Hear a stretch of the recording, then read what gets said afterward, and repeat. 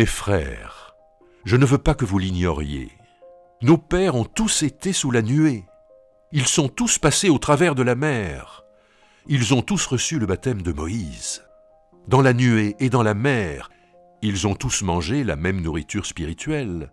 Et ils ont tous bu le même breuvage spirituel. Ils buvaient en effet à un rocher spirituel qui les suivait, et ce rocher, c'était le Christ.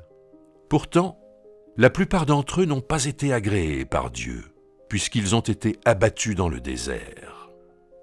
Ce sont là des exemples pour nous, afin que nous n'ayons pas de mauvais désirs, comme ils en ont eu.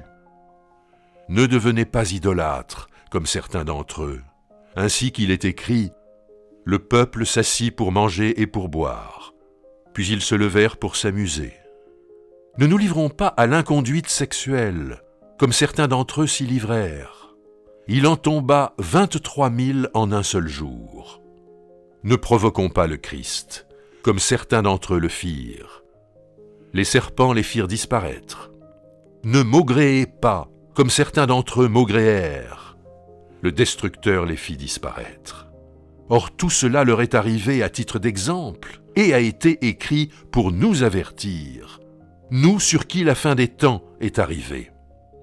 Ainsi donc, que celui qui pense être debout prenne garde de tomber.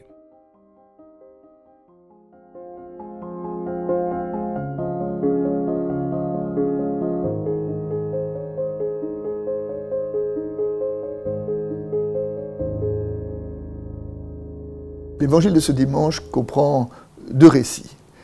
D'une part, quelques exemples pris par Jésus qui lui donnent l'occasion de repenser ou de reparler sur l'origine du mal. Alors il parle d'un massacre qui a eu lieu, ou il parle d'une tour qui s'est effondrée, avec toujours la même question, ceux qui ont subi le mal sont-ils plus coupables que d'autres? Non, dit Dieu, mais il ajoute, si vous ne vous convertissez pas, il vous arrivera de même.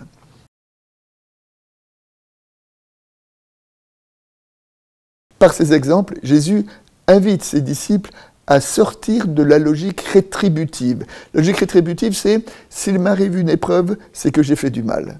Non, dit Jésus, nous sommes dans un monde qui a été donné par Dieu, nous sommes dans un monde qui est traversé par le mal, et dans ce monde, nous devons vivre non pas à partir de cette logique rétributive, mais à partir de la logique de la libération, et de dire comment vivre la libération, y compris face au mal. Nous pouvons reprendre cette question dans la deuxième partie du passage de l'Évangile, qui est un figuier stérile que le propriétaire propose de couper, mais son intendant lui dit « Non, laisse-moi d'abord le nourrir, laisse-moi d'abord en prendre soin ». C'est-à-dire que le sens de cette petite apologue, c'est que nous sommes dans le temps de la patience de Dieu. Le mal existe, mais face au mal, Dieu n'intervient pas pour tout couper. Dieu nous laisse le temps de comprendre que sa libération, que sa présence s'inscrit dans le temps. Et d'ailleurs, dans le livre, pour revenir au livre de l'Exode, le premier chapitre de livre de l'Exode nous raconte une oppression particulièrement féroce au moment de la naissance de Moïse, quand les enfants sont jetés au Nil. Et, selon la tradition, le moment où Moïse reçoit sa vocation, il a 80 ans.